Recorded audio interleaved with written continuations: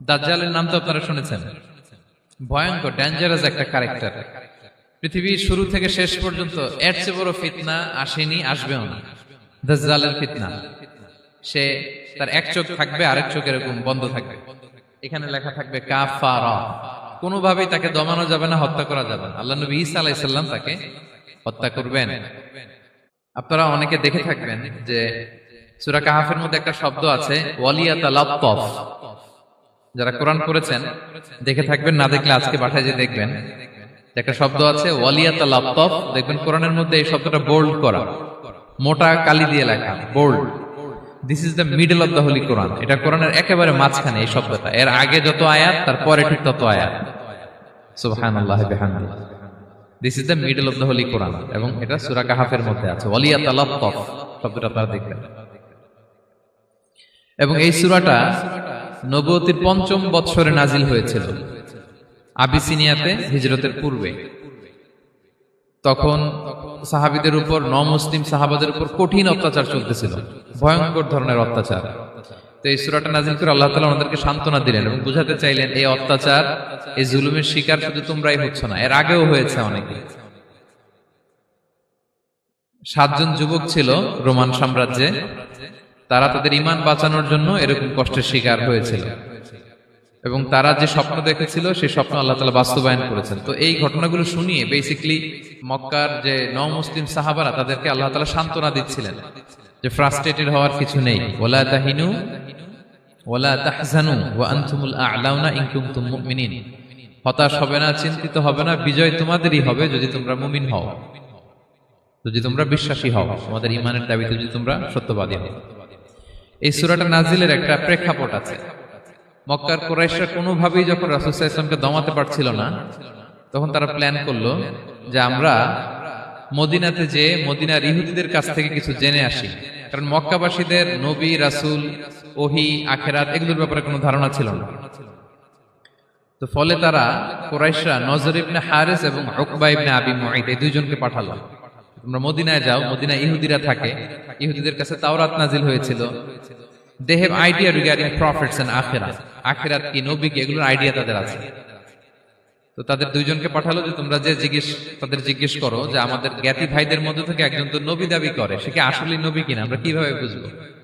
তো যেই চিন্তা সেই কাজ, তারা গেল মদিনাতে, মক্কা থেকে মদিনায়, যে খুলে বললো যে আমাদেরই এক ছেলে, আমাদেরই এক লোক বয়স 40 হওয়ার পর থেকে বলে আমি নবী, আমার কাছে ওহী আসে, আল্লাহ আমার কাছে বাণী পাঠায়, আর তিনি আমাকে বাণী বাহক করে পাঠিয়েছেন তোমাদের কাছে। এটা আসলে সত্য কিনা আমরা একটু কনফিউশনে আছি। তো ইহুদিরা বলল তোমরা যে তাকে 3টি প্রশ্ন করবে, যদি উত্তর দিতে পারে বুঝবে সত্য নবী। 1 নম্বরে জিজ্ঞেস করবে যে মুহাম্মদ বলো তো আসহাবে কাহাফ কারা, আসহাবে কাহাফ সম্পর্কে তোমরা কি জানো? যে সূরাটার নাম সূরাতুল কাহাফ। কাহাফ মানে হচ্ছে কেইভ, গুহা, মানে গুহাবাসী। 7 জন যুবক এই গুহার ভিতরে আশ্রয় নিয়েছিল ঈমান বাঁচানোর জন্য। মুহাম্মদ তুমি যদি সত্য নবী হও বলো এই ঘটনাটা কি। 2 নম্বরে তাকে জিজ্ঞেস করবে জুলকারনাইন বাদশা সম্পর্কে কি জানে, সে কিছু জানে কিনা। 3 নম্বর তাকে জিজ্ঞেস করবে মা হুয়া রূহ, রূহ কি, যে রূহটা দেহে ঢুকলে মানুষ নড়ে চড়ে, প্রাণবন্ত একটা অ্যানিমেশন থাকে, এটা বের হয়ে গেলে সে ডেড বডি, লাশ হয়ে পড়ে থাকে। What is the origin of রূহ, স্পিরিট। এই 3টা প্রশ্নের উত্তর যদি জানে তাহলে আসলেই সে সত্য নবী। তারা এসে জিজ্ঞেস করলো মুহাম্মদ বলো আসহাবে কাহাফ কারা, বলো জুলকারনাইন কে, বলো রূহ কি। এই 3টা প্রশ্নের উত্তর যদি করতে পারো তাহলে বুঝবে তুমি সত্য নবী। রাসূল সাল্লাল্লাহু আলাইহি ওয়াসাল্লাম বললেন ঠিক আছে যাও, আগামীকাল উত্তর বলে দেব। তিনি ইনশাআল্লাহ বলতে ভুলে গেলেন। রাসূল সাল্লাল্লাহু আলাইহি ওয়াসাল্লামের ধারণা ছিল প্রতিদিনই তো জিবরাইল কোরআনের আয়াত নিয়ে আসে, তো তারই ধারাবাহিকতায় আগামীকাল আসবে, আমি জিজ্ঞেস করে নিব এই 3টা প্রশ্নের উত্তর। তারপরের দিন সবাই এসে হাজির, কিন্তু জিবরাইল আলাইহিস সালাম আসেনি। রাসূল সাল্লাল্লাহু আলাইহি ওয়াসাল্লাম একটু বিব্রতকর পরিস্থিতিতে বললেন। তারা বলল তুমি তো আজকে অ্যাপয়েন্টমেন্ট দিয়েছো, ডেট দিয়েছো, বলো উত্তর বলো। রাসূল সাল্লাল্লাহু আলাইহি ওয়াসাল্লাম বলল আজকে না, আগামীকাল বলে দিলাম। রাসূল সাল্লাল্লাহু আলাইহি ওয়াসাল্লাম ইনশাআল্লাহ কথাটা মনে করতে পারতেছেন না। এরপরের দিনও তারা এসে হাজির, কিন্তু রাসূল সাল্লাল্লাহু আলাইহি ওয়াসাল্লাম উত্তর দিতে পারতেছেন না। তারপরের দিন এভাবে পিছাচ্ছেন, রাসূল সাল্লাল্লাহু আলাইহি ওয়াসাল্লাম ডেট দিচ্ছেন না। এভাবে 1 দিন 2 দিন 3 দিন না, 15 দিন। কয় দিন? এদিকে তো এই প্রশ্নের উত্তর জানার জন্য এখন 1 জন 2 জন আসে না, দলে বলে কাফিররা আসে। কারণ রাসূল সাল্লাল্লাহু আলাইহি ওয়াসাল্লামকে এখানে অপমান করা যাচ্ছে, ছোট করা যাচ্ছে, হেয় করা যাচ্ছে। তারা এসে হাসাহাসি করে। আবু বকর ওমর রাদিয়াল্লাহু আনহুকে বলে, দেখো তোমরা না বলছো সত্য নবী, উনি সত্য নবী হলে তো প্রথম দিন উত্তর দিয়ে দিতে পারতো, পারে না কেন? এটা থেকে বোঝা যাচ্ছে তিনি আসলে মিথ্যাবাদী। 15 দিন রাসূল সাল্লাল্লাহু আলাইহি ওয়াসাল্লামের জন্য এত বিব্রতকর পরিস্থিতি আর ছিল না। 15 দিন পর আল্লাহ তাআলা আয়াত নাযিল করলেন, ওয়ালা তাকুলান্না বিশাইইন ইন্নী ফাইলুন যালিকা গাদা ইল্লা আইয়াশা আল্লাহ। অর্থাৎ হে নবী, ভবিষ্যতের কোনো কাজে যখন ওয়াদা দিবেন, কমিটমেন্ট করবেন, আপনি আইয়াশা আল্লাহ মানে ইনশাআল্লাহ বলা ছাড়া কখনো দিবেন না। রাসূল সাল্লাল্লাহু আলাইহি ওয়াসাল্লামকে শিক্ষা দেওয়ার মধ্য দিয়ে বেসিক্যালি আল্লাহ তাআলা গোটা মুসলিম উম্মাহকে শিক্ষা দিলেন, আমাদেরকে শিক্ষা দিলেন, যাতে আমরা ভবিষ্যতের কাজে আগে ইনশাআল্লাহ বলি। তো রাসূল সাল্লাল্লাহু আলাইহি ওয়াসাল্লাম লেসনটা পেলেন। এরপর আল্লাহ তাআলা উত্তর জানিয়ে দিলেন, আম হাসিবিতা আন্না আসহাবাল কাহফি ওয়ার রহিমি কানু মিন আয়াতিনা আজাবা। টানা 2 পৃষ্ঠা উত্তর দিলেন আসহাবুল কাহফ কারা। তাওরাত, জাবুর, ইনজিলে কোথাও এত বিস্তারিত উত্তর নাই আসহাবে কাহফের ব্যাপারে। আল্লাহ তাআলা আল কাহফ, সূরাতুল কাহফ নামে গুহাবাসীদের নামে একটা সূরা দিলেন, বিস্তারিত 2 পৃষ্ঠায় বর্ণনা করলেন তারা কারা। কুরাইশরা তো তাআজ্জুব বনে গেল, ঘটনা কি, মুহাম্মদের উত্তর কিভাবে জানলো? সে তো কারো কাছে পড়ে নাই, লেখে নাই, এই দেশের বাইরেও কোথাও যায় নাই। দ্বিতীয় প্রশ্ন ছিল যুলকারনাইনকে আল্লাহ আয়াত নাযিল করলেন, ওয়াসআলুনাকা আন যিলকারনাইন কুল সাআতলু আলাইকুম মিনহু যিকরা। টানা আল্লাহ তাআলা প্রায় 1.5 পৃষ্ঠা, 1 পৃষ্ঠারও বেশি যুলকারনাইনের ঘটনা শোনালেন। আর রূহের কথা শোনালেন সূরা আল ইসরাতে, ওয়াসআলুনাকা আনির রূহ কুলির রূহু মিন আমরি রাব্বি ওয়া মা উতীতুম মিনাল ইলমি ইল্লা কালিলা। রূহ এটা আল্লাহর স্পেশাল একটা অর্ডার, আল্লাহর আদেশে এটা ঢুকে আল্লাহর আদেশে বের হয়। এটা কেউ ছুঁতে পারে না, ধরতে পারে না, দেখতে পারে না, এটা আল্লাহর পক্ষ থেকে একটা মিরাকেল। 3টা প্রশ্নের উত্তর যখন আল্লাহ তাআলা দিয়ে দিলেন, রাসূল সাল্লাল্লাহু আলাইহি ওয়াসাল্লাম তাদেরকে সাবলীল ভাষায় শুনিয়ে দিলেন, তারা অবাক হয়ে গেল। এইটা হচ্ছে সূরাতুল কাহফ নাজিল হওয়ার প্রেক্ষাপট। এরকম একটা সিচুয়েশনে নবুয়তির 5ম বছরে আল্লাহ তাআলা এই সূরাটা নাজিল করেছেন। এই সূরার কিছু ফজিলত আছে। রাসূল সাল্লাল্লাহু আলাইহি ওয়াসাল্লাম জুমার দিনে এই সূরাটা আমাদেরকে তেলাওয়াত করতে বলেছেন। আপনারা তেলাওয়াত করেন তো সূরা কাহফ? যদি জেনে না থাকেন আজকে থেকে করবেন। রাসূল সাল্লাল্লাহু আলাইহি ওয়াসাল্লাম বলেছেন যে জুমার দিনে যে এই সূরা কাহফ তেলাওয়াত করবে, মান ক্বারাআ সূরাতাল কাহফি ফি ইয়াউমিল জুমআতি আদাআ লাহু মিনান নূরি মা বাইনাল জুমআতাইন। 2 জুমার মাঝখানে আল্লাহ তাআলা এই জুমার সময়টাকে তার জন্য আলোকিত করে দেয়। কি করে দেয়? আলোকিত করে দেয়। একটা নূর তার জন্য সেট করে, এই নূর তাকে হেদায়েতের পথে অবশিষ্ট রাখে। এটা হচ্ছে একটা। তাহলে জুমার দিন আমরা সূরা কাহফ তেলাওয়াত করব, মনে করি এটা সুন্নাহ। জুমার দিনের সুন্নাহগুলোর মধ্যে থেকে একটা সুন্নাহ হচ্ছে সূরা কাহফ তেলাওয়াত করা। আবার আরেকটা হাদিসে রাসূল সাল্লাল্লাহু আলাইহি ওয়াসাল্লাম বলেছেন, মান হাফিযা 10 আয়াতিন মিন আউয়ালি সূরাতিল কাহফি উসিমা মিন ফিতনাতিদ দাজ্জাল। যে ব্যক্তি সূরা কাহফের প্রথম 10 আয়াত মুখস্থ করবে, সে দাজ্জালের ফিতনা থেকে মুক্তি পাবে। দাজ্জালের নাম তো আপনারা শুনেছেন, ভয়ঙ্কর ডেঞ্জারাস একটা ক্যারেক্টার। পৃথিবীর শুরু থেকে শেষ পর্যন্ত এর চেয়ে বড় ফিতনা আসেনি, আসবেও না। দাজ্জালের ফিতনা, সে তার এক চোখ থাকবে, আরেক চোখ এরকম বন্ধ থাকবে, এখানে লেখা থাকবে কাফারা। কোনোভাবেই তাকে দমানো যাবে না, হত্যা করা যাবে না। আল্লাহ নবী ঈসা আলাইহিস সালাম তাকে হত্যা করবেন। তো যে ব্যক্তি সূরা কাহফ তেলাওয়াত করবে, সূরা কাহফের প্রথম 10 আয়াত বিশেষ করে মুখস্থ রাখবে, আল্লাহ তাআলা উসিমা মিন ফিতনাতিদ দাজ্জাল, দাজ্জালের ফিতনা থেকে তাকে বাঁচাবেন। তো আমরা দাজ্জালের ফিতনা থেকে বাঁচতে চাই কি চাই না? আমরা যেন সূরা কাহফের প্রথম 10 আয়াত মুখস্থ করি, সূরা কাহফ যেন জুমার দিন আমরা তেলাওয়াত করি। So now the question arises, what is the relationship of Suratul Kahf with Dajjal? দাজ্জালের সাথে সূরা কাহফের রিলেশনটার কারণ কি? একটা মেকানিজম তো এখানে আছে। এত সূরা থাকে, রাসূল সাল্লাল্লাহু আলাইহি ওয়াসাল্লাম কেন বলেন যে সূরা কাহফ পড়লে দাজ্জালের ফিতনা থেকে বাঁচবে? কারণটা কি? এর কারণ হচ্ছে দাজ্জাল আমাদেরকে যে সমস্ত জিনিস দিয়ে ফিতনায় ফেলবে, ওই ফিতনাগুলোর সলিউশন আল্লাহ তাআলা সূরা কাহফের ভিতরে রেখে দিয়েছেন। দাজ্জাল 4টা জিনিস দিয়ে আমাদেরকে ফিতনায় ফেলবে। That's trial of faith, 1 number. ঈমানের পরীক্ষা সে আমাদেরকে ফেলবে, আমাদের বিশ্বাস নিয়ে ছিনিমিনি খেলবে সে। এটার সলিউশন আছে সূরা কাহফ, আমি বলবো আস্তে আস্তে। 2 নম্বরে দাজ্জাল আমাদেরকে ফিতনায় ফেলবে, দ্য ট্রায়াল অফ ওয়েলথ, সম্পদ দিয়ে সে আমাদেরকে ফিতনায় ফেলবে। 3 number, the trial of knowledge, জ্ঞান দিয়ে সে আমাদেরকে ফিতনায় ফেলবে। 4 number, the trial of power, ক্ষমতা দিয়ে সে আমাদেরকে ফিতনায় ফেলবে। দাজ্জাল 4টা জিনিস দিয়ে আমাদেরকে পরীক্ষায় ফেলবে। কয়টা? 1 হচ্ছে ঈমানি পরীক্ষা, 2 হচ্ছে সম্পদ দিয়ে পরীক্ষা, 3 হচ্ছে জ্ঞান দিয়ে পরীক্ষা, 4 হচ্ছে ক্ষমতা দিয়ে পরীক্ষা। সে ইমানের পরীক্ষায় আমাদেরকে ফেলবে। সে এসে বলবে আমি তোমার রব, এবং এটা প্রমাণ করার জন্য যা যা দরকার আল্লাহ তাআলা তাকে সব দিবেন। সে সব করতে পারবে। সে বলবে আমি তোমার রব। যদি বিশ্বাস না হয়, তোমার বাবাকে যদি জীবিত করে বিশ্বাস করবে, অনেকে বলবে হ্যাঁ আমার আব্বাকে জীবিত করে দেখান, তো তার বাবাকে ঠিকই সে জীবিত করে ফেলবে। আসলে শয়তান তার বাবার সুরাত নিয়ে সামনে দাঁড়াবে, আরে তাই তো, এটাই তো আমার বাবা, এটাই তো আমার দাদা। মানুষ ফিতনায় পড়ে যাবে, ইমানের ফিতনায়। সে ভাববে আসলে এটাই বোধহয় আমার রব, এবং তাকে এত ক্ষমতা দেয়া হবে, তার ডান দিকে থাকবে জান্নাত, বাঁ দিকে জাহান্নাম। তার কাছে আল্লাহ এটা দিবে। যে তার কথা শুনবে তাকে সে জান্নাতে ঢুকাবে, কিন্তু জান্নাতে ঢুকে সে জাহান্নামের শাস্তি ভোগ করবে। এটা তার বাইরের মানুষ বুঝবে না, অ্যাপারেন্টলি এটা জান্নাত। আর যে তাকে মানবে না তাকে সে জাহান্নামে ফেলবে, কিন্তু জাহান্নামে ঢুকলেও সে জান্নাতের নাজ নেয়ামত ভোগ করবে। তাহলে এই যে ইমানের ফিতনায় সে ফেলে দিবে আমাদেরকে। তো ইমান কি করে বাঁচাবো, এটা সলিউশন আমি শোনাবো আপনাদের। 2 নম্বরে, সে আমাদেরকে সম্পদ দিয়ে ফিতনায় ফেলবে। যার যা লাগবে সে তাই দিতে পারবে, যা লাগবে। সে যদি আকাশকে বলে আকাশ বৃষ্টি দাও, যাকে তারা মানবে ওই এলাকায় বৃষ্টি হবে, সুজলা সুফলা শস্য শ্যামলা হবে, সে সমস্ত এলাকা ফল মূলে ভর্তি হবে, বরকত আর বরকত। আর যে এলাকার লোকেরা, জনপদের লোকেরা তাকে মানবে না, সে বলবে ওখানে বৃষ্টি হবে না, হবেও না। ওখানে খরা, দুর্ভিক্ষ, মাটি ফেটে চলছে, মানুষ না খেয়ে মরবে, মহামারী দুর্ভিক্ষ দেখা দেবে। তখন বিশ্ববাসী মনে করবে এটাই বোধহয় আমাদের রব। তার মানে সম্পদ দিয়ে ফিতনায় ফেলে দিবে। 3 নম্বর হচ্ছে নলেজ। তার জ্ঞানের কাছে গোটা বিশ্ব হার মানবে। পূর্বের পরের যত জ্ঞান আছে সব আল্লাহ তাকে দিবে। ইলমুল আউয়ালিন ওয়াল আখিরিন।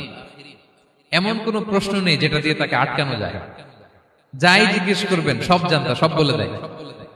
ভবিষ্যৎবাণী বলে দিবে, বলবে আগামীকাল ওইখানে অমুক দেশে বোমা বিস্ফোরণ হবে, হবে ওইখানে, ওখানে দুর্ভিক্ষ হবে, হবে, ভূমিকম্প হবে, হবে। সে যা বলবে তাই হবে। তার জ্ঞানের এই বহর দেখে মানুষ ফিতনায় পড়ে যাবে। 4 নম্বর হচ্ছে দ্য ট্রায়াল অফ পাওয়ার, ক্ষমতা। তার ক্ষমতার সামনে সবকিছু একেবারে ছিন্ন বিচ্ছিন্ন হয়ে যাবে, এত ক্ষমতা হবে তার। সে যেমনটি বলবে তেমনটি করতে হবে। বাতাসের চেয়ে দ্রুত বেগে সে এক দেশ থেকে আরেক দেশে চলে যাবে। তো তার এই সমস্ত অলৌকিক ক্ষমতা দেখে মানুষ ফিতনায় পড়ে যাবে। এবং এই ফিতনা, এই পরীক্ষার মুহূর্তগুলোতে মানুষ কিভাবে নিজেকে ধরে রাখবে তার সলিউশন আল্লাহ তাআলা সূরা কাহফে দিয়েছেন। এই 4টা ফিতনা থেকে বাঁচার জন্য আল্লাহ সূরা কাহফে 4টা ঘটনা উল্লেখ করেছেন। কয়টা? 1 নাম্বার হচ্ছে আসহাবে কাহফ, যুবকদের ঘটনা, 7 জন যুবকদের ঘটনা। ঈমান কি করে বাঁচাবেন, সলিউশন ওখানে। সম্পদের ফিতনা থেকে কিভাবে নিজেকে বাঁচাবেন, এজন্য একজন বাগানওয়ালার ঘটনা আল্লাহ সেখানে বলেছেন। জ্ঞানের ফিতনা থেকে কি করে বাঁচবেন, এজন্য আল্লাহ তাআলা মুসা আলাইহিস সালাম এবং খিজির আলাইহিস সালামের ঘটনা সেখানে উল্লেখ করেছেন। আর ক্ষমতার ফিতনা থেকে কি করে বাঁচবেন এটা বোঝানোর জন্য আল্লাহ তাআলা যুলকারনাইনের ঘটনা উল্লেখ করেছেন। 4টা ফিতনা থেকে বাঁচার জন্য কয়টা ঘটনা? 4টা ঘটনা। আমরা তাহলে একটা একটা করে ঘটনা শুনি, আমরা একটু উদ্ধার করার চেষ্টা করি যে কি কি সলিউশন আল্লাহ তাআলা আমাদের বাতলে দিলেন। 1 নম্বর হচ্ছে আসহাবে কাহফের ঘটনা। এটা 250 খ্রিস্টাব্দের সময়কালে রোমান সাম্রাজ্যের একজন বাদশা ছিল, নাম দাকিয়ানুস। প্রতাপশালী বাদশা, পৌত্তলিক, মূর্তির পূজা করে। ঈসা আলাইহিস সালাম বিদায় নিয়েছেন, 250 বছর হলো। তো সব নবীর ধর্মই কিন্তু ইসলাম, যদিও আমরা নাসারা বলি, ইহুদি বলি, সব নবীদের ধর্মই কি ইসলাম। তো তিনি ছিলেন পৌত্তলিক, মূর্তির পূজা করত। আর তার এলাকায় কেউ যদি ঈসা আলাইহিস সালামের নাম নিত, আখিরাতে বিশ্বাস করত, আল্লাহ বিশ্বাস করত, তাদেরকে তারা পাথর মেরে হত্যা করত। এজন্য ভয়ে কেউ ঈসাই ধর্মে ঈমান আনত না, মানে ইসলামে ঈমান আনত না। এই রাজার ভয়ে সবাই মূর্তির পূজা করত। কিন্তু 7 জন যুবক ছিল, তারা স্রোতে গা ভাসিয়ে দেয়নি। স্রোতের বিপরীতে তারা ঈমান নিয়ে দাঁড়িয়েছে। তারা ঈসা আলাইহিস সালামের রেখে যাওয়া সত্য ধর্মের উপর ঈমান এনেছিল, আখিরাতে তারা বিশ্বাস করত। তো এই 7 জন যুবকের কথা ছড়াতে ছড়াতে রাজা দাকিয়ানুসের কাছে চলে যায়। উনি তো রেগে মেগে আগুন, ডেকে পাঠালো 7 জনকে। তাদেরকে জিজ্ঞেস করলো তোমরা কাকে মানো? বলতেছে এক আল্লাহকে মানি। সাহসী, খুবই সাহসী। বলতেছে তুমি কি জানো তোমরা কার সামনে কথা বলতেছো? আমি তো তোমাদেরকে মৃত্যুদণ্ড দিতে পারি। তারা বলে দেন, কিন্তু আমরা সব বিসর্জন দিলেও ঈমান বিসর্জন দিতে পারবো না। সুবহানাল্লাহ। তিনি বললেন, তোমরা যুবক মানুষ, রক্ত গরম, আবেগে কথা বলতেছো, 3 দিন সময় দিলাম, যাও, ঈসার নাম ভুলে যাও, আখেরাত ভুলে যাও, আল্লাহর নাম ভুলে যাও, 3 দিন পরে তোমাদেরকে আবার ইন্টারভিউ নেব। ওই দিন যদি একই কথা বলো, পাথর মেরে 7 জনকে দুনিয়া থেকে উড়িয়ে দেব। তারা চলে গেল। এবার 7 বন্ধু মিলে পরামর্শ করতে লাগলো, কি করতে পারি আমরা, এই গুণে ধরা সমাজকে আমরা কিভাবে বাঁচাবো, এই পৌত্তলিকতার ছোবল থেকে এই ইফসিস নগরীকে বাঁচাবো কি করে। নগরীটার নাম ছিল ইফসিস নগরী। বর্তমানে এটা তুরস্কের ইজমির শহরে অবস্থিত। এখনো জায়গাটা প্রত্নতাত্ত্বিকদের ওই ইয়েতে এটা সংরক্ষিত, এখনো টুরিস্টরা যায়। তো তারা বলল, আমরা ঈমান বিসর্জন দিব না, যদি আমরা ওদের কথা মেনে নিই আমরা তো মুশরিক হয়ে গেলাম, চলো আমরা এক কাজ করি, আমরা এলাকা ছেড়ে দিই। এই 7 যুবক আল্লাহর উপর ভরসা করে তারা বাড়ি ঘর আত্মীয় স্বজন সব ছেড়ে দিয়ে, লোকালয় ছেড়ে দূরে একটা পাহাড়ের ভেতরে আশ্রয় নিল। পাহাড়ের ভেতরে একটা গুহা ছিল, এই গুহাকেই আরবিতে বলে আল কাহাফ। কি বলে? এই সূরার নাম কি? সূরাতুল কাহাফ। তো তাদের সাথে সাথে একটা কুকুরও যাচ্ছিল। তারা বারবার তাড়িয়ে দেওয়ার চেষ্টা করতেছিল কুকুরটাকে, যাতে না যায়, কিন্তু কুকুর শুধু কান্না করে তার সাথে যাওয়ার জন্য ঘেউ ঘেউ করতেছিল। এই কুকুরটাকেও সাথে নিল। ভালো মানুষদের সাথে থাকলে কি হয় দেখেন, এই কুকুরের কথা, যেহেতু 7 জন ইমানদারের সাথে একটা কুকুর ছিল, এই কুকুরের কথা আল্লাহ সূরাতুল কাহাফে উল্লেখ করে দিয়েছেন। ওয়া কালবুহুম বাসিতুন যিরাআইহি বিল ওয়াসি। তো তারা ভিতরে গেল, যে প্রচন্ড ক্লান্ত, তারা ঘুমিয়ে পড়ল। কি করলো? এই এক ঘুমে আল্লাহ 309 বছর কাটাই দিলেন। কয়শো 9 বছর? 9 বছর ঘুম, সব ঘুম, প্রচন্ড ঘুম, ঘুম যেন আর কাটে না। 309 বছর পরে এরা জাগলো। এখন খুব ক্ষুধা, ঘুমে আর মোর ভাঙতেছে, আর একজন একজন জিজ্ঞেস করতেছে, কি লম্বা সময় ঘুম দিলাম কোথায় আমরা? একজন বলতেছে, হ্যাঁ মনে সারাদিনই ঘুমাইছি আমরা। আরেকজন বলতেছে, না না সারাদিন না, দিনের কিছু অংশ হয়তো ঘুমাইছি। আসলে কয় বছর ঘুমাইছে? 309 বছর। তো এদিকে সভ্যতার তো চেঞ্জ। এখানে ওই দাকিয়ানুস মরে, এর ছেলে মরে, এর নাতি মরে, পুতি মরে, এখন 6ষ্ঠ নম্বর রাজা আসছে। প্রজন্মের পর প্রজন্ম তো শেষ। 309 বছরে কমপক্ষে 4-5টা জেনারেশন চেঞ্জ হবে। তো জেনারেশন চেঞ্জ হয়ে, এলাকা চেঞ্জ হয়ে, তারা যে স্বপ্ন দেখেছিল এই ইফসিস নগরীতে কালিমার পতাকা উঠবে, তাদের স্বপ্ন আল্লাহ বাস্তবায়ন করেছেন। 309 বছরের ব্যবধানে এই এলাকার সবাই মুসলিম হয়ে গেছে। আল্লাহ চাইছিলেন ওদেরকে দেখাবে এটা, যে স্বপ্নটা যে বাস্তবায়ন হয়েছে এটা দেখাবে। তো ঘুম থেকে উঠছে, একজনকে তারা বললো যে লুকায় লুকায় চাদর মুড়ি দিয়ে কিছু রুটি নিয়ে আসো বাজার থেকে, যাতে তোমাকে না চিনে। চাদর মুড়ি দিয়ে যাও। কিছু পয়সা ছিল, মুদ্রা দিয়ে দিছে। তো সে যে যখন দোকানদারের কাছ থেকে রুটি নিছে আর মুদ্রা দিছে, দোকানদার বলে, এই মুদ্রা কোথা থেকে আসলো? 309 বছর আগে মালয়েশিয়াতে রিঙ্গিট ছিল কিনা জানি না, যেভাবে ওরা ট্রানজাকশন করতে পারে, যেটা ছিল ওইটা যদি এখন কেউ দেয়, রাজধানী বিলাসে খাবার পাওয়া যাবে? হ্যাঁ। তো রুটিওয়ালা বলে, তুমি বর্তমান সময়ের মুদ্রা দাও, এটা দিচ্ছ কেন? বলতেছে, এটা তো বর্তমান সময়ের মুদ্রা। বলতেছে, এই যে মুদ্রার মধ্যে দেখো কোন সালের সিল দেওয়া, এটা তো শত শত বছর আগে। বলতেছে, কি বলে শত বছর আগে? আমি তো আজকে সকালেই বাজার করলাম, ওই বাজার করে যে টাকাগুলো ছিল ওইটাই তো পকেটে। বলতেছে, বলে কি? নিশ্চয়ই তুমি গুপ্তধনের সন্ধান পেয়েছো, হিডেন ট্রেজার। বলো, মানে তার সাথে এদের কথাবার্তা কিছু মিলতেছে না। পরে তাকে ধরে ওই সময়কার রাজার কাছে নিয়ে গেছে। ওই রাজা আবার মুসলিম, সবাই মুসলিম তখন। সে যা বলে এরাও কেউ বিশ্বাস করে না, এরাও যা বলে এও বিশ্বাস করে না। আর এলাকা এর বাড়িঘর আসবে কোত্থেকে? এর নাতি পুতি যা আছে 5-6 পুরুষ তো মরে সবাই কবরে। তখন তার কথা শুনে সবাই অবাক। তো এটা মিলানোর জন্য তারা 309 বছর আগের দাকিয়ানুস বাদশার সরকারি যে নথিপত্র, ওই পুরাতন ছিঁড়া নথিপত্র তারা বের করলো। বের করে দেখে ঠিকই দাকিয়ানুস নামে এক বাদশা ছিল, আর অনেক শত শত বছর আগে মোস্ট ওয়ান্টেড 7 জন যুবক ছিল, যাদের ব্যাপারে এক্সিকিউশনের অর্ডার ছিল। এখন দেখে তারা অবাক। লম্বা ঘটনা আমি খুব শর্ট করে বলতেছি। পরে সবাই মিলে তাকে সহ ওই গুহায় গেল। গুহায় যাওয়ার পরে সে বাকিদেরকে ডাকতে গুহার ভিতরে ঢুকলো। আল্লাহ তাআলা 7 জনকে ওইখানে মৃত্যু দিয়ে দিলেন। চিরকালের জন্য এই 7 জন ঘুমায় পড়ল। আর এলাকাবাসী রাজা সহ ওইখানে তারা একটা মসজিদ নির্মাণ করলো। This is the story of আসহাবে কাহাফ। তো এলাকাবাসী যদিও মুসলিম হয়েছিল, কিন্তু আখিরাতের ব্যাপারে তাদের একটা সন্দেহ ছিল, যে আসলে মানুষ মরার পরে কি আবার জীবিত হবে? মৃত্যুবরণ করার পরে আবার মানুষ জীবিত হবে? তাদের মনের মধ্যে একটা সন্দেহ ছিল যে আসলে মারা গেলে মানুষ আবার উঠতে পারে। তো তাদের এই সন্দেহ দূর করার জন্য আল্লাহ তাআলা এই 7 জনকে 309 বছর ঘুম পাড়িয়ে আবার জীবিত করলেন। সুবহানাল্লাহ বিহামদিহি। তাহলে ঈমান কিভাবে বাঁচাতে হয় এটার প্রেরণা আমরা এই 7 যুবকের কাছ থেকে পাই। এখানে যেটা আমরা শিখি প্রিয় ভাইরা, 1 নম্বর লেসন হচ্ছে আমাদের গুড কোম্পানি লাগবে, রাইটাস পিপল, মানে আমাদের সার্কেলটা ভালো হইতে হবে। তাদের 7 জনের সার্কেলটা খুব ভালো ছিল, ফলে তারা বিপথে যায় নাই এবং তারা এমন শক্ত সিদ্ধান্ত নিয়েছে যে আল্লাহ তাআলা সেটাতে বরকত দিয়েছেন, গোটা সমাজকে আল্লাহ তাআলা চেঞ্জ করে দিয়েছেন। এটা হচ্ছে 1 নম্বর লেসন। আপনি ঈমান বাঁচাতে হলে আপনার সার্কেল ভালো লাগবে। খুঁজবেন যে এলাকায় যাবেন ওখানে নামাজি সার্কেল কারা আছে, ওখানে জ্ঞানী গুণী সার্কেল কারা আছে, ওখানে ভালো কাজ করতে চায়, একে অপরকে সহযোগিতা করে, কল্যাণের পথের যাত্রী কারা আছে খুঁজতে হবে আপনাকে। খুঁজে ওই সার্কেলে আপনি যুক্ত হবে, তাইলে ঈমান বাঁচানো যাবে। ক্লিয়ার? 2 নাম্বার হচ্ছে conflict between believers and disbelievers it's universal. সত্য মিথ্যার লড়াই এটা চিরন্তন, আজীবন থাকবে। এটা ওনাদেরও ছিল, এখনো আমাদের লড়াই করে যেতে হচ্ছে, আমাদের ভবিষ্যৎ প্রজন্মও করবে। এই লড়াইটা আমরা করে যেতে চাই। কি বলেন?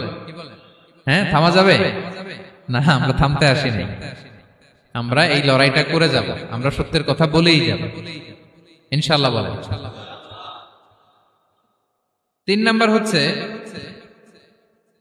যে লেসনটা আমরা পাই, অনেকগুলো লেসন, আমি খুব প্রেসাইজলি বলতেছি। যুবকরা চাইলে একটা সমাজকে পাল্টে দিতে পারে। এই পৃথিবীতে যত বড় বড় বিপ্লব হয়েছে এগুলো যুবকরা এনেছে। তারা হচ্ছে সভ্যতা গড়ার কারিগর। আসহাবে কাহাফ আমাদের এই সময়ের নওজওয়ানদের জন্য প্রেরণা, তারা আমাদের জন্য প্রেরণার বাতিঘর। তারা যেমনি ঈমানকে রক্ষা করেছে, আমাদের যুবকরা চাইলেও তাদের ঈমানি চেতনাতে স্পিরিট দিয়ে সমাজটাকে পাল্টে দিতে পারে। কি বলেন? এখানে বেশিরভাগই তো যুবক। হ্যাঁ, গুড সার্কেলে থাকবেন তো আপনারা? সত্যের পক্ষে সবাই থাকবেন তো? আল্লাহ তাআলা কবুল করুন। আচ্ছা, এবার 2 নাম্বার ছিল সম্পদের ফিতনা, কিভাবে বাঁচবেন। আসহাবে কাহাফের পরে সূরা কাহাফে আল্লাহ তাআলা একজন বাগানওয়ালার ঘটনা বলেছে। 2 জন বন্ধু, একজন একটু গরিব, সে বিশ্বাসী, আরেকজন ধনী, সে অবিশ্বাসী। তাকে আল্লাহ তাআলা বিশাল বড় খেজুরের বাগান আর আঙ্গুরের বাগান দিয়েছেন, বিশাল বড়, অনেক বড় বিজনেস ম্যাগনেট। তো এই সম্পদের অহংকার সে করত। সে প্রায় তার গরিব বন্ধুকে বলতো যে তোর চেয়ে আমার সম্পদও বেশি, সন্তানও বেশি, জনবল বেশি, লোকবল বেশি, অর্থবল বেশি, সব বেশি। অহংকারে তার পা মাটিতে পড়তো না। আর সে আখিরাতে অবিশ্বাস করত এবং সে বলতো যে এই সম্পদ আমারে বাঁচাবে, চিরকাল আমাকে স্মরণীয় করে রাখবে, এই সম্পদ কোনোদিন যাবে না। অনেক বড় বড় ধনীরা আছে, তারা এরকম মনে করে যে আমি এত বড় সিআইপি, হ্যাঁ, আমি এত বড় বিজনেস ম্যাগনেট, এই দিন বোধহয় আর চেঞ্জ হতে পারে না, আমার আজীবনই বোধহয় এত পাওয়ার থাকবে, এত সম্পদ থাকবে। এটা ভুল ধারণা। এটা কি ভুল ধারণা? এই যে তুরস্কে দুর্ভিক্ষ হইল না, আপনারা দেখছেন না যে অনেক সম্পদের মালিক বাড়ি ঘর ভেঙে রাস্তার ফকির।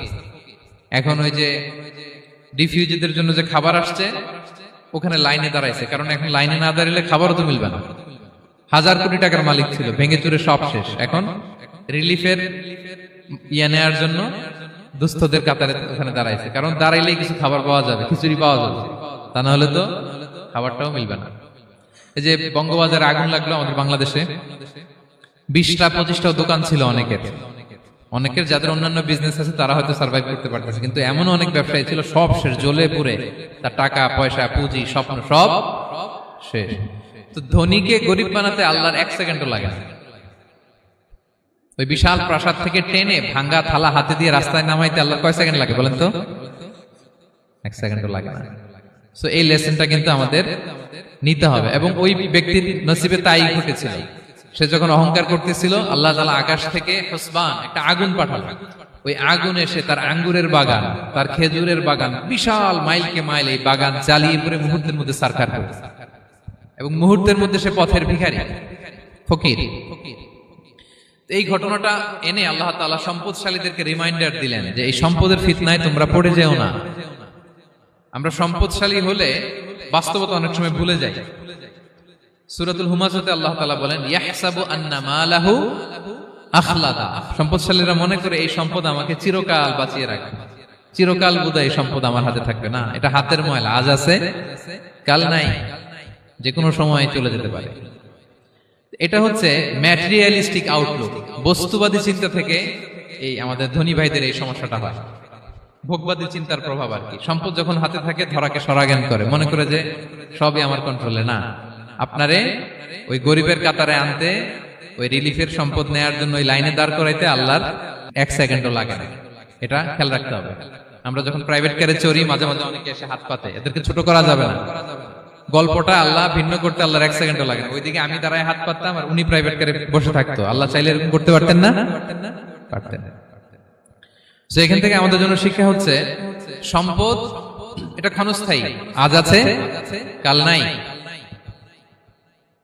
এটা ক্ষণস্থায়ী, এটাকে এভারলাস্টিং মনে করা যাবে না। এভারলাস্টিং হচ্ছে আখিরাত। ওয়ালাল আখিরাতু খায়রুল লাকা মিনাল উলা, আখিরাত তোমার জন্য দুনিয়ার চেয়ে শ্রেষ্ঠ। এবং আল্লাহ তাআলা দৃষ্টান্ত একটা দিয়েছেন যে দুনিয়ার জীবনটা হচ্ছে কামা, ওই পানির মতো, যেটা আনজালনাহু মিনাস সামা, আকাশ থেকে নাজিল করেছি। ওই পানি ক্ষেতের মধ্যে পড়ে ফসল, ফুল ফসল হয়েছে। এরপরে যখন ফসল কাটা হয়, ওই ক্ষেত খামার এগুলো তৃণলতা হয়ে যায়, ভুসির মতো হয়ে যায়। তখন বাতাসের ঝাপটায় একবার এদিকে যায়, একবার ওদিকে যায়। অনেক লম্বা উপমা, আমি সংক্ষেপে বললাম। তো শেষ আউটপুটটা হচ্ছে এটা, সম্পদ এটা মুহূর্তেই চলে যেতে পারে। সম্পদ উপার্জন জায়েজ আছে, মুসলিমরা সম্পদ উপার্জন করতে পারবে, কোনো অসুবিধা নাই। আপনি যদি ধনী হন এটা ভালো, ফলে আপনি যাকাত দিতে পারবেন, অসহায় দুস্থদের সহায়তা করতে পারবেন, কন্ট্রিবিউট করতে পারবেন। আপনি সম্পদ হাতের মুঠোয় নেবেন, কন্ট্রোল করবেন, কিন্তু এই দিকে স্থান দিবেন না, দ্যাটস ইট, তাহলেই হবে। আমরা সম্পদ কি করতে পারবো? উপার্জন করতে পারবো, কিন্তু হৃদয়ে স্থান দিতে পারবো না। হৃদয়ে স্থান থাকবে আখিরাতে। এই মাইন্ডসেট যদি আপনি গড়ে তোলেন, তাহলে সম্পদের ফিতনা আপনি কখনো পড়বেন না। এই পয়েন্টটা কি ক্লিয়ার সবার? ক্লিয়ার। 3 নাম্বার ফিতনা ছিল কিসের ফিতনা, দেখি কে বলতে পারে? প্রথমটা হচ্ছে বিশ্বাস বা ঈমানের ফিতনা, 2 নাম্বার হচ্ছে সম্পদের ফিতনা, 3 নাম্বার জ্ঞানের ফিতনা। জ্ঞানেরও কিন্তু ইলমেরও একটা গরম আছে, যার ইলম আছে তার মধ্যে এই সমস্যাটা কাজ করে। সেটার জন্য আল্লাহ তাআলা মুসা আলাইহিস সালাম, খিজির আলাইহিস সালামের ঘটনা বলেন। আমি খুব সংক্ষেপে বলবো, সময় কম। মুসা আলাইহিস সালাম হচ্ছে বনি ইসরাইলের নবী, আর খিজির আলাইহিস সালাম কেউ বলেছেন নবী, কেউ বলেছেন আল্লাহর ওলি। আসলে আরবিতে উনার নাম খদির, আমরা বাংলায় বলি খিজির। খদির মানে সবুজ। উনি যে কোনো জায়গায় বসলে ওখানে মরা গাছ, লতা পাতা এগুলো সবুজ হয়ে যেত। অনুর্বর এলাকার উপর দিয়ে হেঁটে গেলে ওটা উর্বর হয়ে যেত। তো মুসা আলাইহিস সালাম একবার ওয়াজ করতেছেন এইভাবে বনি ইসরাইলের সামনে, খুতবা দিচ্ছেন। হঠাৎ এক লোক দাঁড়ায় বলে, ইয়া নবী আল্লাহ, মান আ'লামু ফিল আরদ, বর্তমান পৃথিবীতে সবচেয়ে জ্ঞানী কে? মুসা আলাইহিস সালাম বলেন, ফাকালা আনা, আমি। কি বললেন? উনি আসলে ভুল কিছু বলেন নাই, কারণ প্রত্যেক জামানার নবীকেই আল্লাহ তাআলা সবচেয়ে বেশি জ্ঞান দিয়ে পাঠান, কারণ তার কাছে ওহীর জ্ঞান আসে, অদৃশ্যের খবর আসে, ইলমুল গায়ব আসে। কিন্তু এই উত্তরটা আল্লাহ তাআলার পছন্দ হয় না। আল্লাহ তাআলা চাচ্ছিলেন মুসা যদি বলতো আল্লাহ তাআলাই জানে কে জ্ঞানী বা আল্লাহই সবচেয়ে জ্ঞানী, এরকম হলে ভালো হতো। কিন্তু মুসা আলাইহিস সালাম কি বলছে? আমি। একজন প্রশ্ন করলো, সবচেয়ে বড় জ্ঞানী কে? উনি কি বললেন? আমি। এই যে আমি, এটাতে ঝামেলা আছে। আমি বড়, আমি জানি, আমি সব, দিস ইজ প্রবলেমেটিক। আল্লাহ এটা পছন্দ করলেন না। আল্লাহ তাআলা মুসা আলাইহিস সালামকে বললেন, মুসা তুমি যে বলছো তুমি জ্ঞানী, না তুমি জ্ঞানী না, তোমার চেয়ে বড় জ্ঞানী আছে। মুসা আলাইহিস সালাম বলে, তাই নাকি? আমার চেয়ে বড় জ্ঞানী কে? তো আল্লাহ তাআলা বললেন, ইযহাব ইলা মাজমাইল বাহরাইন, 2 সাগর বা 2 নদীর মিলনস্থলে যাও, ওখানে আমার এক বান্দা আছে তোমার চেয়েও জ্ঞানী। মুসা আলাইহিস সালাম বললেন, তাই নাকি? তো আল্লাহ, আমি কিভাবে চিনব উনি কোথায় থাকে, কিভাবে বুঝবো? আল্লাহ বললেন, একটা বড় মাছ নাও, এটাকে ফ্রাই করো, এটাকে ফ্রাই করে একটা ঝুড়ির ভেতরে নাও, যেখানে এই মাছটা সাগরে ঢুকে যাবে ওখানে আমার বান্দাকে পাবে। তো উনি ওনার সহযোগী ইউশা ইবনে নুনকে নিয়ে হাঁটতে লাগলেন। হাঁটতে হাঁটতে এক জায়গায় ক্লান্ত হয়ে পাথরের পাশে বিশ্রাম নিলেন। ওই পাথর থেকে আবার এক ধরনের পানি বের হয়, এই পানিটারে বলে আবে হায়াতের পানি, মাউল হায়াত, জীবন নদীর পানি। এই পানি কোনো মৃত প্রাণী বা বস্তুর গায়ে লাগলে ওটা জীবিত হয়ে যায়। তো ওনারা পাথরে হেলান দিয়ে বিশ্রাম নিচ্ছিলেন। ওই পানি ওই ফ্রাই করা মাছের গায়ে লাগার সাথে সাথে মাছ জীবিত হয়ে ঝুড়ি থেকে বের হয়ে সাগরে ঢুকে গেছে। ওনারা আর খেয়াল করেন না। এরপর আবার হাঁটতে লাগলেন। হাঁটতে হাঁটতে যখন ক্লান্ত শ্রান্ত, তখন বলে, এই ইউশা, আমাদের ওই মাছ, ফ্রাই মাছটা দাও, এখন খাই। ঝুড়ি খুলে দেখে মাছ নাই। মাছ গেল কোথায়? তখন ইউশা বলল, হয়তো আমরা যে পাথরের ওখানে বিশ্রাম নিয়েছিলাম ওখানে আমরা মিসিং, ওখানে হারাই ফেলছি। চলো চলো, আরে ওইদিকে তো যাইতে হবে আমাদের। উনি গেলেন, যে দেখে মাছ যে জীবিত হয়ে বালুর এদিকে নাড়াচাড়া করতে করতে সাগরে ঢুকে গেছে, ওখানে দাগ আছে। মুসা আলাইহিস সালাম ঢুকলেন সুরঙ্গ, ঢুকে দেখে চাদর গায়ে দিয়ে এক লোক শুয়ে আছে। সালাম দিলেন, আসসালামু আলাইকুম। ওই লোক চাদর আর সরায় না, ভিতর থেকে বলতেছে ওয়ালাইকুম আসসালাম। তো চাদরের ভিতর থেকে উনি বলে, মান আন, তুমি কে? মুসা আলাইহিস সালাম বললেন, আনা মুসা, আমি মুসা। উনি বলেন, মুসা বনি ইসরাইল, বনি ইসরাইলের মুসা? বললেন হ্যাঁ। কেন এসেছো? এবার চাদর খুললেন, বলতেছে আপনার কাছ থেকে কিছু শিখতে আসছি। আল্লাহ বলছে আপনি নাকি সবচেয়ে বড় জ্ঞানী। আমি ভুল করে বলে ফেলছিলাম আমি, আল্লাহ বলছেন যে আপনি নাকি জ্ঞানী। বলতেছে না, তুমি আমার জ্ঞান নিতে পারবে না, ওই ধৈর্য শক্তি তোমার নাই। মুসা আলাইহিস সালাম বললেন যে আপনি যে কোনো শর্তে আমাকে একটু রাখেন কয়েকদিন আপনার সাথে, আমি রাজি। বললেন না, তুমি পারবে না।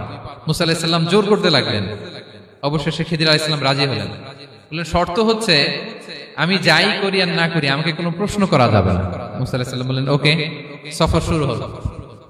সামনে নদী, এক লোক তাদের নৌকা দিয়ে নদী পার করায় দিল। নদী পারাপারের পর খিজির আলাইহিস সালাম লাঠি দিয়ে নৌকার তলাটা ছিদ্র করে দিলেন। মুসা আলাইহিস সালাম বললেন ইন্না লিল্লাহি, এটা আপনি কি করলেন? ওরা আমাদেরকে নদী পার করে দিল, আর যে ভাড়াটা আসছিল এটাও নিল না, আমাদেরকে সম্মান দেখলো, আপনি নৌকা ছিদ্র করে দিলেন। খিজির আলাইহিস সালাম বলছে, এই যে আমি বলছিলাম না তুমি ধৈর্য ধারণ করতে পারবে না, যাও তোমার রাস্তায় তুমি, আমার রাস্তায় আমি। মুসা আলাইহিস সালাম আবার ক্ষমা চাচ্ছেন যে আপনি আমার ক্ষমা করেন, আমি তো ভুলে গেছি, আর প্রশ্ন করবেন না। চলতে লাগলেন। হঠাৎ বাচ্চারা খেলতেছে, এক বাচ্চাকে ধরে হত্যা করলেন খিজির আলাইহিস সালাম। এবার তো মুসা আলাইহিস সালাম রেগে গেছে, আপনি করলেনটা কি? নিষ্পাপ ফুলের মতো শিশুকে হত্যা করলেন। খিজির আলাইহিস সালাম বলে, এই যে আমি জানতাম যে তুমি ধৈর্য ধারণ করতে পারবে না, তোমার রাস্তা এক, আমার রাস্তা এক, যাও। এবার মুসা আলাইহিস সালাম করজোর করতেছে যে this is the last chance, একটা ফাইনাল চান্স দেন, একটা সুযোগ দেন, আর আমি প্রশ্ন করব, এটাই লাস্ট। বললেন ওকে ঠিক আছে। হাঁটতে হাঁটতে এক ইহুদি বসতির সামনে যে হাজির, দুজনই খুব ক্ষুধার্ত, খাবার চাইলো, এরা আবার কৃপণ, খাবার দিল না। তো খিজির আলাইহিস সালাম বললেন ঠিক আছে, খাবার যেতে দিচ্ছেন, আমরা চলে যাই। যাওয়ার পথে দেখতেছে এই এলাকার একটা দেয়াল ভেঙে পড়ে যাবে। তিনি বললেন মুসা চলো এটা ঠিক করে দেই। দুইজন মিলে প্রচন্ড ক্ষুধায় এটা সেটা এনে দেয়ালটা তৈরি করতেছে। মুসা আলাইহিস সালাম তো এমনিই রাগী, পেটে আবার ক্ষুধা, আবার বলছে কিছু বলাও যাবে না। তিনি এবার আর প্রশ্ন করেন, বলতেছে ওরা এত কিপটামি করলো আর আপনি এটা করে দিলেন, আপনি তো চাইলে এটা টাকা নিতে পারতেন, পারিশ্রমিক নিতে পারতেন চাইলে। এই কথা বলার পর খিজির আলাইহিস সালাম বললেন হাদা ফিরাকু বাইনি ওয়া বাইনি, এখানেই তোমার আর আমার সেপারেশন, আর সামনে আগানো যাবে না, তোমার কোনো ধৈর্যই নাই। তো এতটুকু তোমাকে আমি বলি যে আমি একটাও আল্লাহর আদেশ ছাড়া করি নাই, আল্লাহর আদেশে আমি করেছি। কি? এক নম্বর হচ্ছে ওই যে আমাদের ভাড়া নিতে চাইলো না, আমাদেরকে পার করে দিল, নৌকাটা ছিদ্র করেছি কারণ এই এলাকায় একজন জালিম বাদশা আছে, সে নৌকা পেলেই গরিব মাঝিদের নৌকা সিজ করে নিয়ে যায়। তো এটাকে যখন তলায় ছিদ্র করে দিছি, এই রাজার লোকেরা এসে দেখবে যে এটা তলা ছিদ্র, পানি ঢুকতেছে, এটা নিবে না, ওরা পরে সামহাও এটা রিপেয়ার করে চালাইতে পারবে। মুসা আলাইহিস সালাম বলে সুবহানাল্লাহ, তাই তো, এটা তো আমি বুঝতে পারি নাই। আর ওই ছোট শিশুটাকে হত্যা করছি, ও অনেক বড় জালিম হবে এলাকা, তার ফিতনায় এলাকাবাসী তটস্থ থাকবে, সে তার মা বাবাকেও জাহান্নামে নেবে, এজন্য আল্লাহ তাআলা আদেশ দিয়েছেন আমাকে, আল্লাহর আদেশে আমি তাকে হত্যা করেছি। মুসা আলাইহিস সালাম বললেন তাই তো, এটা তো অনেক ভালো কাজ করছেন। তাইলে বলতেছে তাহলে ওইটা বলেন, খাবারও দিল না, এত কৃপণ, এদের দেয়াল কেন ঠিক করতে গেলেন আপনি? তখন তিনি বললেন যে আসলে এটা একটা ইয়াতিমদের ঘর ছিল, দুইটা ইয়াতিম শিশু, তাদের বাবা মা খুব ভালো ছিল, আর এই দেয়ালের নিচে আছে গুপ্তধন, এই দেয়ালটা পড়ে যাবে, এই গুপ্তধন তারা ছোট মানুষ নিতে পারবে না, এলাকাবাসী তাদেরকে বঞ্চিত করে নিয়ে যাবে। আমি দেয়াল গড়ে দিলাম যাতে করে তারা যখন প্রাপ্তবয়স্ক হয় নিজেদের সম্পদ নিজেরা বুঝে নিতে পারে। সুবহানাল্লাহ বিহামদিহি। মুসা আলাইহিস সালাম বলে তাই তো, এগুলো তো আমি বুঝতে পারি নাই। তো এই ছিল খুব সংক্ষিপ্ত পরিসরে মুসা আলাইহিস সালাম খিজির আলাইহিস সালামের ঘটনা। তো রাসূল সাল্লাল্লাহু আলাইহি ওয়াসাল্লাম বুখারীতে একটা চমৎকার কথা বলেছেন, তিনি বলেছিলেন ওয়াদিদনা আন্না মুসা সাবার হাত্তা ইউকাসসা আলাইনা মিন আমরিহিম। রাসূল সাল্লাল্লাহু আলাইহি ওয়াসাল্লাম বলেছিলেন ইস, আমার ভাই মুসা যদি আরেকটু ধৈর্য ধরতো তাহলে আরো কিছু অজানা তথ্য আমরা জানতে পারতাম। এখান থেকে, এই ঘটনা থেকে আমরা কি শিখলাম? প্রথম যেটা আমরা শিখলাম, জ্ঞান নিয়ে বড়াই করতে নেই, ঠিক কিনা? জানার কোনো শেষ নেই, জাননেওয়ালার উপরও জাননেওয়ালা আছে, জ্ঞানীর উপরও জ্ঞানী আছে। আপনি কিছু জেনেই মনে করবেন না আমি সব জানি, আপনার চাইতেও বেশি জ্ঞানী অনেকে আছে। অনেক সময় বক্তার চাইতেও শ্রোতারা অনেক জ্ঞানী। হয়তো এখানে এমন অনেক জ্ঞানী লোক আছে যার ধারে কাছেও আমরা কেউ নেই, হতে পারে। সো আমি সব জানি, এটা ভুল, এটা শয়তান বলে। এটা কে বলে? শয়তান বলে। আবু নাওয়াস একটা কবিতা লিখেছেন, ওয়াকুল লিমান ইয়াদঈ ফিল ইলমি ফালসাফাতান হাবাসতা শাইআন ওয়া গাবাত আনকা আশিয়াউ। কেউ যদি বলে আমি সব জানি, তুমি তাকে বৃদ্ধাঙ্গুলি দেখিয়ে বলো আপনি কিছুই জানেন না, আপনি অল্প কিছু জেনেছেন, জানার এখনো অনেক বাকি। তাহলে মুসা আলাইহিস সালামের এই ঘটনা জিজ্ঞেস করা হলো কে জ্ঞানী, উনি বললেন আমি জ্ঞানী। এরকম কি আমরা কখনো বলবো? না। সবচাইতে বড় জ্ঞানী কে? ওয়া ফাওকা কুল্লি যী ইলমিন আলিম। সবচাইতে বড় জ্ঞানী আল্লাহ তাআলা। সো জ্ঞান নিয়ে আমরা অহংকার করব না। 2 নম্বর যে শিক্ষাটা আমরা পাই, ওই যে নৌকা দিয়ে পারাপার হচ্ছিল, তখন একটা চড়ুই পাখি এসে সাগরের মধ্যে মুখ দিয়েছিল। তো খিজির আলাইহিস সালাম বললেন, মুসা তুমি কি চড়ুই পাখিটা দেখতে পাচ্ছ? হ্যাঁ দেখতে পাচ্ছি। চড়ুই পাখিটা যে সাগরে মুখ দিল দেখতে পাচ্ছ? হ্যাঁ দেখতে পাচ্ছি। তখন খিজির আলাইহিস সালাম বললেন, চড়ুই পাখিটা সাগরে মুখ দিয়ে পানি খাওয়ার পরে চড়ুই পাখির ঠোঁটে বা চঞ্চুতে যতটুকু পানি লেগে আছে, এই পানিটা হচ্ছে তোমার, আমার এবং মহাবিশ্বের আমাদের সকলের জ্ঞান। আর এই মহাসাগরের সকল পানি হচ্ছে আল্লাহ তাআলার জ্ঞান। আল্লাহ তাআলা বলেছেন, ওমা উতিতুম মিনাল ইলমি ইল্লা কালিলা। আমি তোমাদেরকে একেবারে অল্প জ্ঞান দিয়েছি, একেবারে অল্প। এই রহস্যে ঘেরা এই মহাবিশ্বের অনেক কিছু আমাদের অজানা। প্রিয় ভাইরা, আমরা অনেক কিছু জানি না, আমাদের এই লিমিটেড নলেজে এগুলো ধরে না, তারপর আমরা জ্ঞানের বড়াই করি। আপনারা উপমাটা বুঝতে পারছেন? একটা নৌকা থেকে চড়ুই পাখি ঠোঁট দিয়ে পানি খাচ্ছে, পানি খাওয়ার পরে স্বভাবতই চড়ুই পাখির ঠোঁটে একটু পানি তো লাগবে। খিজির বললেন যে এই পানিটা হচ্ছে তোমার, আমার, পৃথিবীর সবার জ্ঞান। আর এই সাগরের বাকি পানিগুলো কার জ্ঞান? এবার বুঝতে পারছেন আল্লাহ তাআলার জ্ঞানের পরিধি।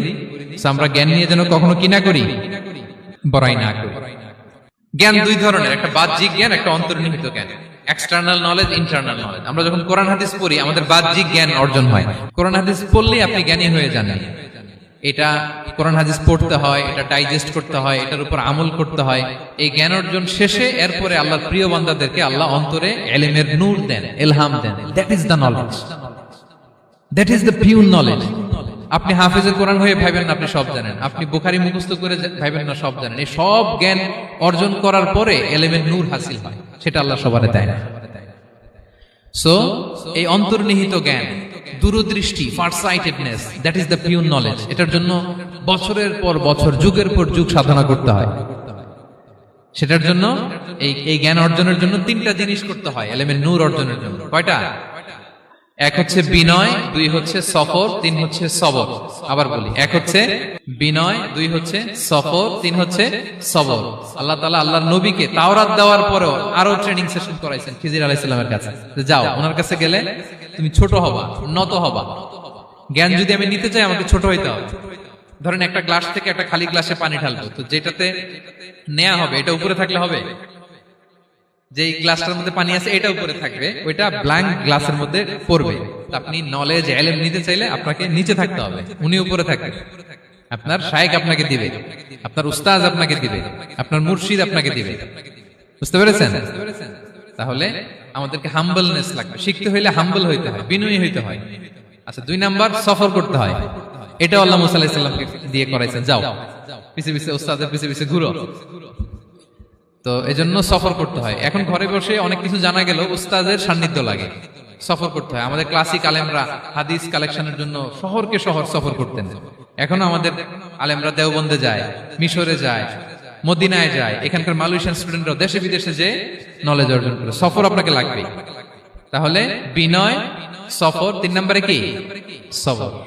ধৈর্যশীল হইতে হবে। দেখেন মুসা আলাইহিস সালাম বারবার প্রশ্ন করে ফেলতেছেন, বারবার ওয়াদা ভঙ্গ করতেছেন। এরকম করলে হবে না, ধৈর্য লাগবে। ধৈর্যের বলে বলিয়ান হলে তখনই আপনার মধ্যে ইলম আসবে। তাহলে জ্ঞানের ফিতনায় পড়ার আর আমাদের কোনো সম্ভাবনা আছে? আমরা বিনয়ী হব, আমরা জ্ঞান আল্লাহর দিকে ফিরাই দেব। আমরা বলবো উনি সবচেয়ে ভালো জানেন। পারা যাবে তো ইনশাআল্লাহ? আচ্ছা, আমি একেবারে শেষ পর্যায়ে চলে আসছি, 2 মিনিটের মধ্যে শেষ করে দিচ্ছি। 3 নাম্বার ছিল কিসের ফিতনা? 4 নাম্বার ক্ষমতার ফিতনা। এই ফিতনা থেকে বাঁচার জন্য সর্বশেষ আল্লাহ তাআলা যুলকারনাইনের ঘটনা বলেছেন। অনেক বড় বাদশা ছিলেন, পৃথিবীতে 4 জন বাদশা গোটা বিশ্ব শাসন করেছেন। 2 জন কাফির, 2 জন মুমিন। কাফির একজন হচ্ছে নমরুদ, যিনি ইব্রাহিম আলাইহিস সালামকে আগুনে ফেলেছিলেন। আরেকজন হচ্ছে বখতে নাসার, যাকে ইংরেজিতে বলে নেবুচারনেজার দ্য সেকেন্ড, দ্বিতীয় নেবুচারনেজার। তারা কোনো নির্দিষ্ট এরিয়ার বাউন্ডারির বাদশা না, গোটা বিশ্বের বাদশা ছিলেন। এই দুজন কাফের। আর দুইজন বাদশা ছিলেন গোটা বিশ্বকে শাসন করেছেন, তারা ছিলেন মুমিন। একজন হচ্ছে সুলাইমান আলাইহিস সালাম, আল্লাহর নবী। আরেকজন হচ্ছে জুলকারনাইন, গোটা বিশ্ব শাসন করেছেন, প্রাচ্য থেকে পাশ্চাত্য সব জায়গায় তিনি গিয়েছেন, ইসলামের বাণী প্রচার করেছেন, জালিমদেরকে শায়েস্তা করেছেন। তো এরকম দিক বিদিক তিনি জয় করতেছিলেন। অনেকে জুলকারনাইনকে আলেকজান্ডার দ্য গ্রেটের সাথে গুলিয়ে ফেলে না।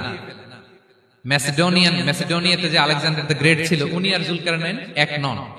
জুলকারনাইন হচ্ছে আল্লাহ তাআলার প্রিয় একজন বান্দা, অনেক বড় সাহসী বীর পুরুষ ছিলেন, গোটা বিশ্বে ইসলাম প্রচার করেছেন। করতে করতে করতে করতে অনেক বড় ঘটনা, আমি সব শেষের ঘটনাটা বলি। উনি জর্জিয়া, বর্তমান যে জর্জিয়ার তিবলিসি এরিয়া, এখানে এসে একটা এলাকার সন্ধান পেলেন, যারা ওনাকে এসে বলল যে এখানে একটা জঙ্গলি গ্রুপ আছে যাদের নাম ইয়াজুজ মাজুজ, তারা এসে আমাদের উপর হামলা করে। হে জুলকারনাইন, আমরা আপনাকে ট্যাক্স কালেক্ট করে দিচ্ছি, আপনি তাদের মাঝে আর আমাদের মাঝে একটা প্রাচীর তৈরি করে দেন। আপনারা ইয়াজুজ মাজুজের নাম শুনেছেন না? ইংরেজিতে বলে গগ ম্যাগগ। নূহ আলাইহিস সালামের 4 সন্তান ছিল, হাম, সাম, ইয়াফাস, কানাআন। এই ইয়াফাসের বংশধর হচ্ছে ইয়াজুজ মাজুজ, জঙ্গলি, হাজার হাজার শুধু বংশ বিস্তার করে। তারা এসে লোকালয়ে মানুষের উপর আক্রমণ করে, তাদের গবাদি পশু এগুলো ছিনিয়ে নেয়, ফলমূল খেয়ে ফেলে। তো জুলকারনাইন বাদশার কাছে যখন বিচার দেওয়া হলো, উনি বললেন ঠিক আছে, তোমাদের ট্যাক্স দেয়া লাগবে না, তোমরা শারীরিক পরিশ্রম করে আমাকে সাহায্য করো। তো উনি বর্তমানে হচ্ছে এক পাশে কৃষ্ণ সাগর, ব্ল্যাক সি, আরেকদিকে কাস্পিয়ান হ্রদ বা কাস্পিয়ান সাগর, এর মাঝখানে 1200 কিলোমিটার লম্বা মাউন্টেন রেঞ্জ, পাহাড়ি এরিয়া, আপনারা গুগলে দেখবেন। এইখানে দুই পাহাড়ের মাঝখানে ফাঁকা জায়গায় তিনি বড় বড় লোহার পাত প্রথিত করলেন, গেড়ে দিলেন। এরপরে তামা, সীসা গালিয়ে বিশাল একটা ওয়াল তৈরি করলেন। এটা জুলকারনাইন উনার বানানো ওয়াল বা ড্যাম, প্রাচীর। এখন আর ইয়াজুজ মাজুজ আসতে পারে না, ওরা আর আসতে পারে না। ওরা প্রতিদিন এটা ভাঙার চেষ্টা করে, কিন্তু ভাঙতে ভাঙতে আরেকটু ভাঙলেই ভেঙে যাবে। ওরা বলে আগামীকাল ভেঙে ফেলবে, ইনশাল্লাহ বলতে ভুলে যায়। এজন্য এরপরের দিন এসে দেখে আবার এটা আগের মতো হয়ে আসছে। কিয়ামতের আগ দিয়ে ওদের মধ্যে এই ইনশাআল্লাহর প্রেরণা আসবে। তাদের একজন বলে উঠবে, আগামীকাল ইনশাআল্লাহ আমরা এটা ভেঙে খান খান করে দেব, ঠিকই ভেঙে ফেলবে। তখন তারা ভেঙে চুরে কুটি কুটি ইয়াজুজ মাজুজের দল এসে হামলে পড়বে। সামনে পড়বে তাবারিয়া সাগর, একদল এসে তাবারিয়া সাগর এমন ভাবে খাবে, এই দল যাওয়ার পরে আরেক দল এসে এখানে যে সাগরে যে পানি ছিল এটা কল্পনাই করতে পারবে না। তারা পৃথিবীতে ফিতনা ফাসাদ করবে। ঈসা আলাইহিস সালাম তখন আসবেন, দোয়া করবে আল্লাহ তাআলার কাছে মুমিনরা, একটা মহামারী দিবে আল্লাহ তাআলা ইয়াজুজ মাজুজের মধ্যে, ওরা মরে যাবে সব। এরপর বিশাল এক পাখি এসে তাদেরকে আল্লাহর মর্জি মাফিক এমন এক জায়গায় ফেলে আসবে, কেউ জানবে না। তো তারা যে পচে গলে মাটির সাথে মিশেছিল, এই গলিত লাশ থেকে মাটি খুব উর্বর হয়ে যাবে। এরপর আল্লাহ তাআলা পৃথিবীর মধ্যে বারাকা দিবেন, কিছু রোপণ করলে তাড়াতাড়ি ফুলে ফেপে বড় বড় ফলমূল হচ্ছে। তো এটা কিয়ামতের আলামতের অন্য কোন আলোচনায় হয়তো আমরা বলবো। তো জুলকারনাইন তিনি বিশাল এখানে প্রাচীর তৈরি করে দিয়েছিলেন, এবং প্রাচীর তৈরি করে দিয়ে তাদেরকে বলেছিলেন যে যতদিন আল্লাহ তাআলা চাইবেন এটা থাকবে, এবং যেদিন আল্লাহ তাআলার আদেশ আসবে এটা ভেঙে খান খান হয়ে যাবে। তার মানে দেখেন, এত পাওয়ারফুল, এত শক্তিশালী, এত ক্ষমতাধর হওয়ার পরেও তিনি তার ক্ষমতাকে কার দিকে ফিরিয়ে দিয়েছেন? যে আল্লাহ যতদিন চাইবে এই প্রাচীর টিকে থাকবে, যেদিন আল্লাহ তাআলার আদেশ আসবে এই প্রাচীর ভেঙে খান খান হয়ে যাবে। সো আমরা ক্ষমতার দেখা পেলে, চেয়ার একটা পেলে আমরা যেন জালিম হয়ে না উঠি, এটা হচ্ছে এখান থেকে শিক্ষা। আমরা যেন জুলুম না করি। উনি সম্পদের মালিক ছিলেন, ক্ষমতার মালিক ছিলেন, কিন্তু উনি যে আল্লাহর বান্দা এটা ভুলে যান নাই। আমরা যখন ক্ষমতাশীল হই, আমরা যখন প্রধানমন্ত্রী হই, আমরা যখন প্রেসিডেন্ট হই, আমরা যখন পাওয়ারফুল হই, আমাদের সবচেয়ে বড় পরিচয় যে আমরা আব্দুল্লাহ, আল্লাহর গোলাম, এটা আমরা ভুলে যাই। আমাদের আসল পরিচয় কি? আমরা আল্লাহর গোলাম। আমরা যে আল্লাহর গোলাম, এই চিন্তাটা, এই সেন্সটা যদি আমাদের মাথায় থাকে, তাহলে ক্ষমতা আমাদেরকে দাম্ভিক বানাতে পারে না, আর ওই ক্ষমতা আমাদেরকে ফিতনায়ও ফেলবে না। তাহলে সম্মানিত সুধী, দাজ্জাল কয়টা জিনিস দিয়ে আমাদেরকে ফিতনায় ফেলবে? 4টা। দ্য ট্রায়াল অফ ফেইথ, ইমানের পরীক্ষা; দ্য ট্রায়াল অফ ওয়েলথ, সম্পদ দিয়ে পরীক্ষা; দ্য ট্রায়াল অফ নলেজ, জ্ঞানের পরীক্ষা; দ্য ট্রায়াল অফ পাওয়ার, ক্ষমতার পরীক্ষা। আর ইমানের পরীক্ষায় উত্তরণের জন্য আল্লাহ তাআলা আমাদেরকে এই সূরায় আসহাবে কাহফের ঘটনা শুনিয়েছেন, যে 7 জন যুবক তারা তাদের ইমানকে হেফাজত করেছিল। সম্পদের ফিতনা থেকে বাঁচানোর জন্য আল্লাহ তাআলা আমাদেরকে এক বাগানওয়ালার কাহিনী জানিয়েছেন যে সম্পদ পেয়ে তোমরা দাম্ভিক হয়ে যাও না, এটা আজ আছে কাল থাকবে না। জ্ঞানের পরীক্ষা থেকে আমাদের মুক্তির জন্য আল্লাহ তাআলা অনেক বড় করে আল্লাহ নবী মুসা আলাইহিস সালাম এবং খিজির আলাইহিস সালামের ঘটনা শুনিয়েছেন, আমাদের বুঝিয়েছেন যে আমাদেরকে বিনয়ী হতে হবে, জ্ঞানের জন্য সফর করতে হবে এবং সবর করতে হবে। সবশেষে আল্লাহ তাআলা ক্ষমতার ফিতনা থেকে বাঁচানোর জন্য ক্ষমতাধর, আমরা তো একটা দেশের মালিক হই এখন, অমুক দেশের প্রেসিডেন্ট, অমুক দেশের প্রধানমন্ত্রী, উনি গোটা বিশ্বের প্রতাপশালী রাজা ছিলেন জুলকারনাইন, তারপরেও উনি যে আব্দুল্লাহ, উনি যে আল্লাহর গোলাম, এটা তিনি ভুলে যাননি। তাহলে এইভাবে যদি আমরা এই ফিতনাগুলো থেকে বাঁচার চেষ্টা করি তাহলে এই ফিতনা থেকে আমরা বেঁচে থাকতে পারবো, এবং দাজ্জাল যদি এই মুহূর্তেও আসে সে আমাদেরকে বিভ্রান্ত করতে পারবে না। পারবে? পারবে না ইনশাআল্লাহ। ইনশাআল্লাহ বলেন। আর ভবিষ্যতের সব কাজের আগে আমরা সবসময় কি বলবো? মনে থাকবে সবার? আল্লাহ তাআলা আমাদের সবাইকে কথাগুলো বোঝার ও আমল করার তৌফিক দান করুন। হাযা মা ইনদি ওয়াল ইলমু ইনদাল্লাহ আলাইহি তাওয়াক্কালতু ওয়া ইলাইহি উনীব। ওয়াসসালামু আলাইকুম ওয়া রাহমাতুল্লাহি তাআলা ওয়া বারাকাতুহু।